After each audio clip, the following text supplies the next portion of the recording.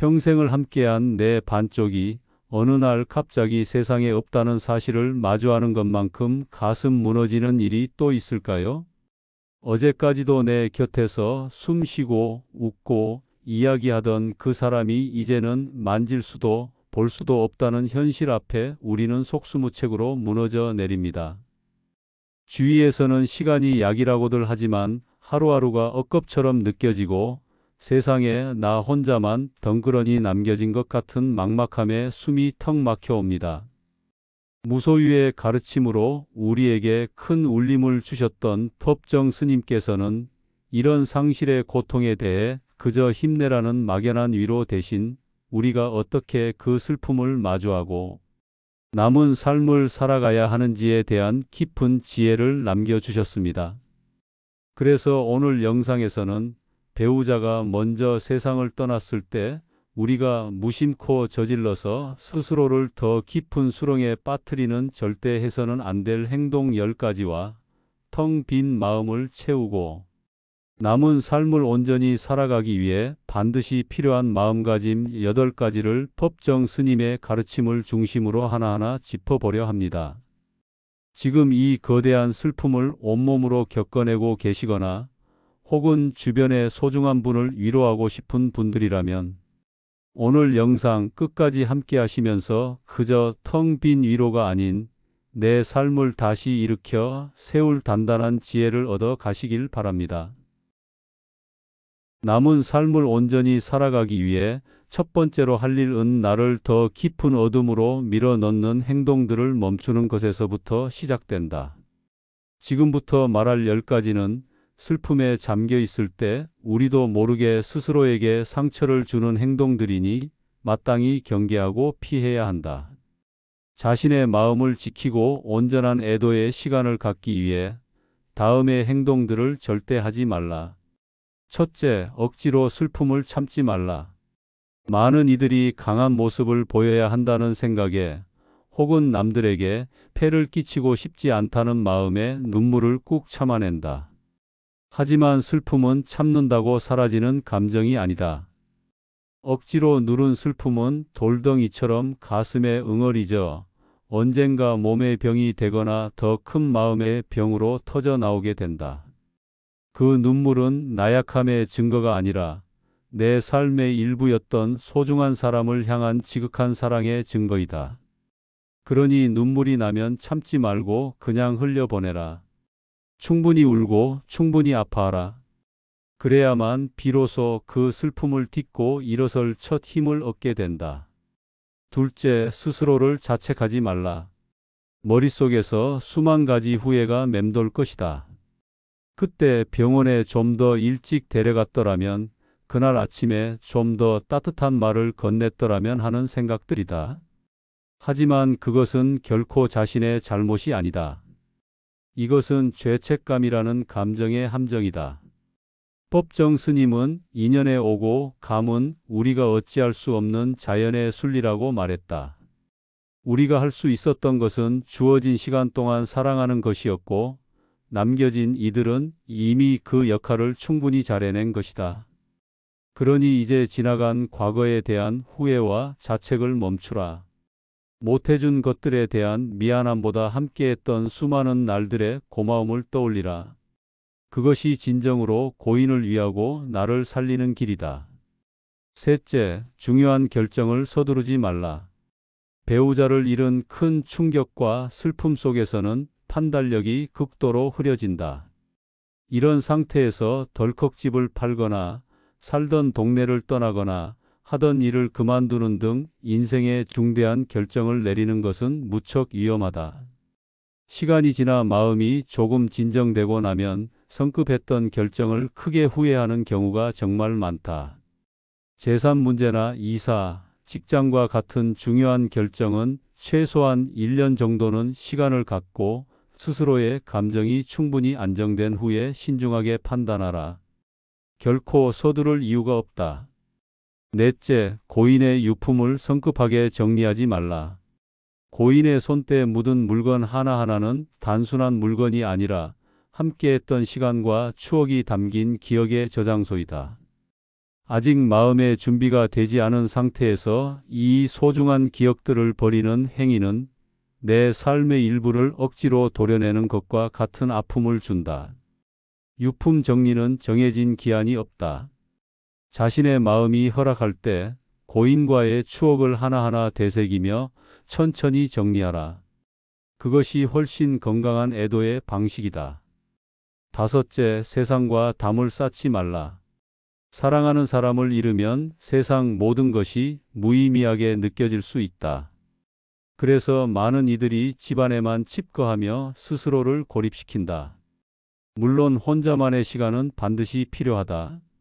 하지만 그 시간이 너무 길어지면 우울감만 깊어질 뿐이다. 억지로 사람들을 많이 만날 필요는 없다. 그저 일주일에 한두 번이라도 다른 사람과 작은 연결고리를 만들라. 그 연결이 내가 여전히 이 세상의 일부라는 사실을 일깨워주고 깊은 수렁에서 빠져나올 힘을 줄 것이다. 여섯째, 몸을 함부로 대하지 말라. 기억하라. 남은 삶을 살아가야 할 주체는 바로 자신의 몸이다. 몸이 무너지면 마음을 일으켜 세울 기력조차 사라진다. 입맛이 없더라도 억지로라도 하루 한 끼는 따뜻한 밥을 챙겨 먹으라. 밤에 잠 못 들어도 술에 의지하지 말라. 술은 잠시 슬픔을 잊게 하는 것 같지만 결국 우울감을 더욱 증폭시키는 독이 될 뿐이다. 자신을 위해서, 그리고 자신을 사랑했던 그 사람을 위해서라도 몸을 소중히 돌보라. 그것이 남은 자의 책임이자 의무이다. 일곱째, 섣부른 새로운 관계에 의존하지 말라. 너무나 큰 외로움과 허전함을 견디기 힘들어 그 빈자리를 채워줄 새로운 사람을 성급하게 찾아서는 안 된다. 애도의 과정이 충분히 끝나지 않은 상태에서 시작된 관계는 건강하게 이어지기 어렵다. 그것은 진정한 애정이 아니라 자신의 외로움을 채우기 위한 수단일 가능성이 높다. 충분한 시간을 갖고 자기 자신과 온전히 마주하고 홀로 서는 연습을 먼저 하라. 인연은 억지로 만드는 것이 아니라 내가 준비되었을 때 자연스럽게 찾아오는 것이다. 여덟째, 남들의 위로에 쉽게 상처받지 말라. 주변 사람들은 위로한다고 여러 말을 건넬 것이다. 때로는 그 서툰 표현이 가슴에 비수처럼 꽂힐 때도 있다. 하지만 대부분의 사람들은 악의가 있어서 그런 말을 하는 것이 아니다. 그들의 서툰 위로에 일일이 상처받고 마음의 문을 닫지 말라. 마음만 고맙게 받고 자신과 맞지 않는 조언은 한 귀로 듣고 한 귀로 흘려버리는 지혜를 가지라. 아홉째, 재정 문제를 외면하지 말라. 배우자의 부재는 아주 현실적인 문제들을 동반한다.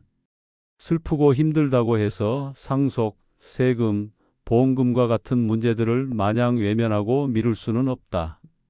자칫하면 큰 손해를 볼 수도 있다. 혼자서 해결하기 어렵다면 반드시 자녀나 믿을 만한 전문가의 도움을 구하라. 슬픔 속에서도 현실을 단단히 딛고 서야만 남은 자신의 삶을 안정적으로 지켜나갈 수 있다. 마지막 10번째, 떠난 사람에게만 얽매여 살지 말라. 고인을 기억하고 그리워하는 것은 너무나 당연한 일이다. 하지만 그 그리움이 집착이 되어 자신의 현재를 모두 잠식하게 해서는 안 된다.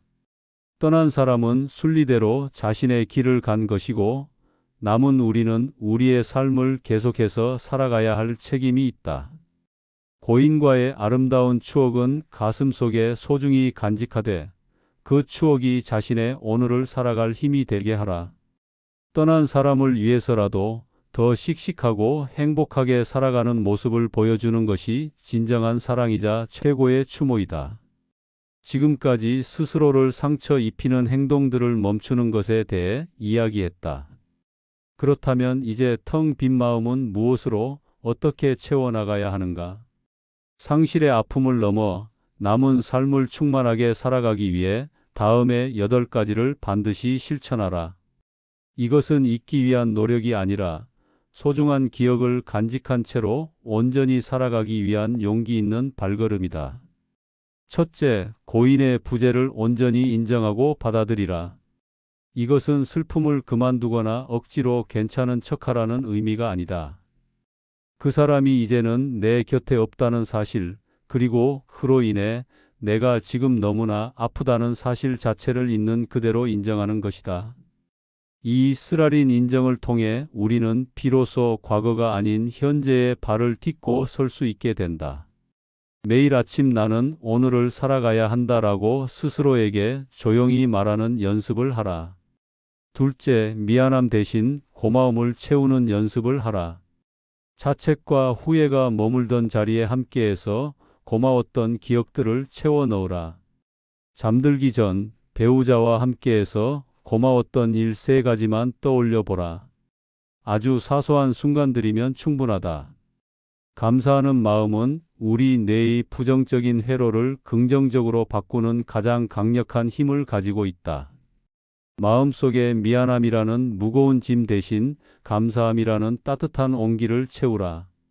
셋째, 자신만의 새로운 규칙적인 일과를 만들라. 수십 년간 함께한 배우자의 부재는 삶의 모든 리듬을 무너뜨린다. 이럴 때일수록 의식적으로 자신을 위한 새로운 규칙을 만들어야 한다. 아침 기상 시간, 산책 시간, 식사 시간처럼 아주 사소하고 구체적인 계획을 세우라. 이렇게 정해진 일과를 따르다 보면 막막함에서 벗어날 수 있고 자신이 자기 삶을 통제하고 있다는 안정감을 되찾게 된다. 무너진 일상을 다시 세우라.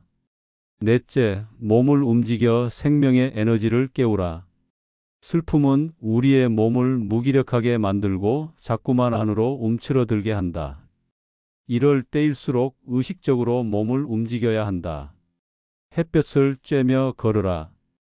햇볕은 행복 호르몬이라 불리는 세로토닌 분비를 촉진해 우울감을 덜어준다. 거창한 운동이 아니어도 괜찮다. 몸을 움직여 땀을 흘리는 과정은 내 안에 고여있던 슬픔과 무기력이라는 탁한 에너지를 밖으로 배출시키는 정화의식과도 같다. 내가 살아있음을 온몸으로 느끼라. 다섯째, 사람들과의 연결을 다시 이어가라.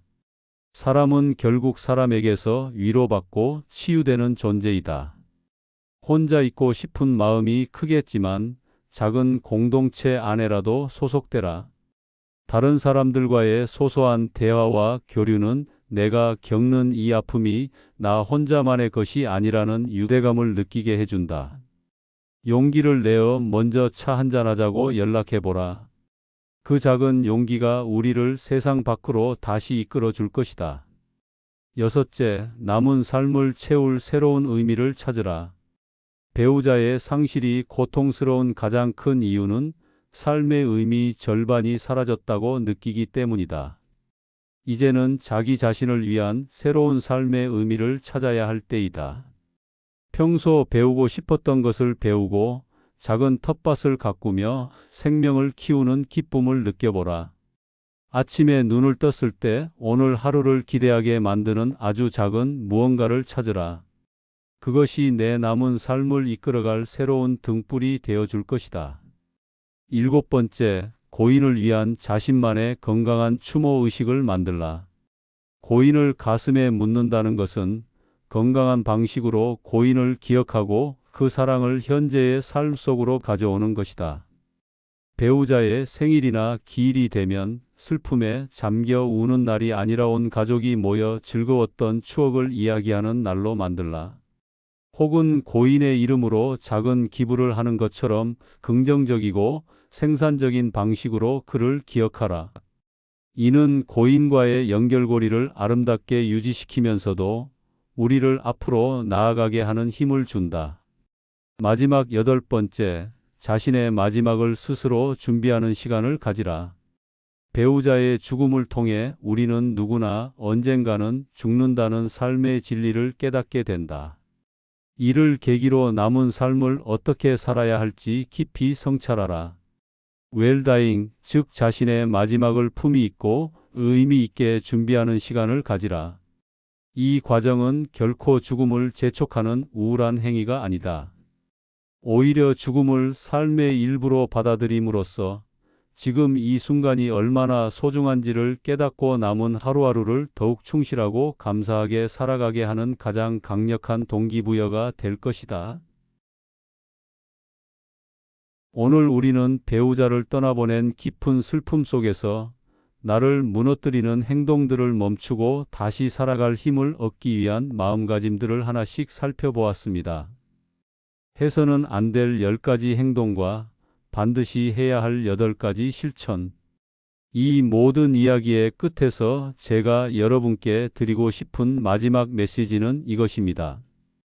여러분의 사랑은 끝나지 않았습니다. 다만 그 형태가 바뀌었을 뿐입니다.